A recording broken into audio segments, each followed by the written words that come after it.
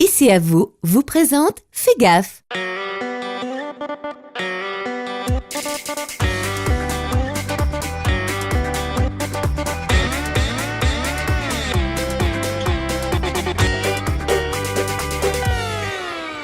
Bonjour, bienvenue dans Fais gaffe, votre magazine de prévention. Aujourd'hui, nous nous trouvons à Electrobro, le centre d'information sur l'énergie du groupe E. Le thème du jour, c'est la foudre. Explication tout de suite sur ce phénomène détonnant en compagnie de Roland Guay. Quoi de plus classique? Une belle journée ensoleillée avec chaleur à gogo et le soir, un bel orage. Une situation totalement normale dans notre pays. L'hiver, on a beaucoup moins d'effets thermiques. Il y a moins de zones avec, par exemple, au-dessus d'un champ de blé, une élévation de la température qui va monter et former un fameux qu'on appelle cumulonimbus. Et à l'intérieur de ce cumulonimbus, qui fait de l'ordre de quelques 10 km de hauteur, une dizaine de kilomètres de largeur, on a un mélange de poussière, de glaçons, qui va provoquer cette surtension, cette accumulation de charge. Les coupables sont donc ces fameux cumulonimbus, des nuages qui sont plus fréquents en été, particulièrement après des journées chaudes et humides. Si vous allez au pôle Nord, vous avez un jour d'orage tous les 10 ans, sauf erreur, alors que dans notre région, on peut compter quelques 30 jours d'orage par année. Mais allez voir en Ouganda, à Kampala par exemple, où une année, il a été établi environ 272 jours d'orage pendant l'année. C'est un élément naturel. C'est une décharge électrique qui se produit entre un nuage et le sol. Le nuage est chargé d'électricité statique par les mouvements ascendants d'air chaud. Le frottement de poussière à l'intérieur du nuage fait qu'il y a une production de charge dans le nuage. Et dès que la charge est suffisamment élevée, on parle de plusieurs centaines de millions de volts, on a une décharge électrique entre le nuage et le sol. Aujourd'hui, les météorologues arrivent bien à prévoir où les orages vont éclater. En revanche, savoir où l'éclair va frapper est totalement impossible. La foudre va choisir le chemin le plus facile. Elle est paresseuse, la foudre, elle est capricieuse, comme certaines personnes, et elle va choisir le chemin le plus facile. Le plus facile, ça peut passer par un chemin qui est vraiment éloigné du point d'impact. Ça dépend de l'humidité qu'il y a dans l'air, ça dépend des poussières combustibles aussi, des courants d'air, et là, elle va choisir son chemin. Raison pour laquelle un éclair prend souvent des formes particulières sans jamais descendre en ligne droite.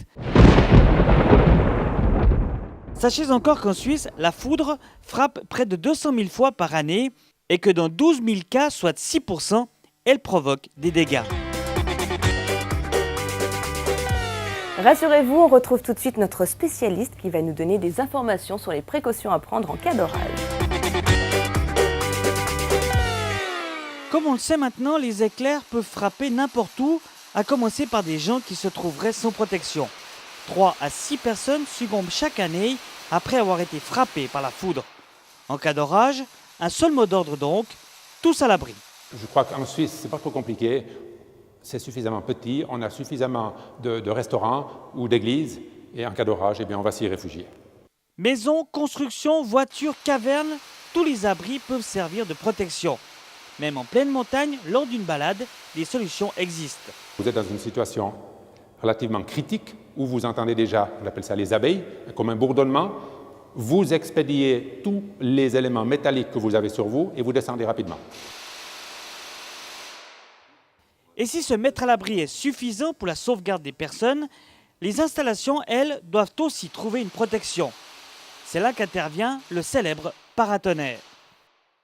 On va y mettre des organes capteurs sur le toit pour capter cette énergie de foudre. On va y mettre des descentes et ensuite une mise à terre.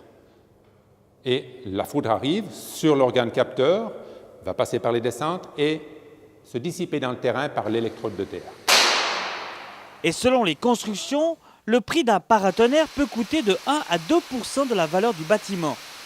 Il faut aussi protéger les appareils électriques qui, sous l'effet d'une surtension, pourraient de manière indirecte être gravement endommagés par la foudre. La seule façon de se protéger, je dirais, eh bien, quand vous voyez arriver l'orage, vous débranchez les appareils, c'est le meilleur marché. On ne peut pas toujours, on n'est pas forcément toujours là. À ce moment-là, on va installer des parafoudres. Ce sont des équipements que l'on monte sur les équipements techniques. qu'on peut brancher sur une simple prise, que l'on branche à l'entrée du bâtiment. Et à titre d'information, que ce soit pour le paratonnerre et pour la foudre, les surtensions, les ECA versent une subvention. Quant à l'idée de se mettre à l'abri sous un arbre, je vous laisse seul juge.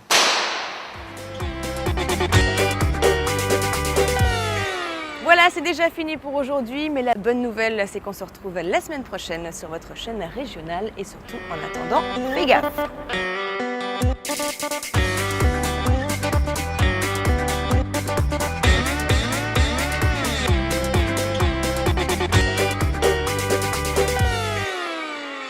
Et c'est à vous a présenté Fais gaffe.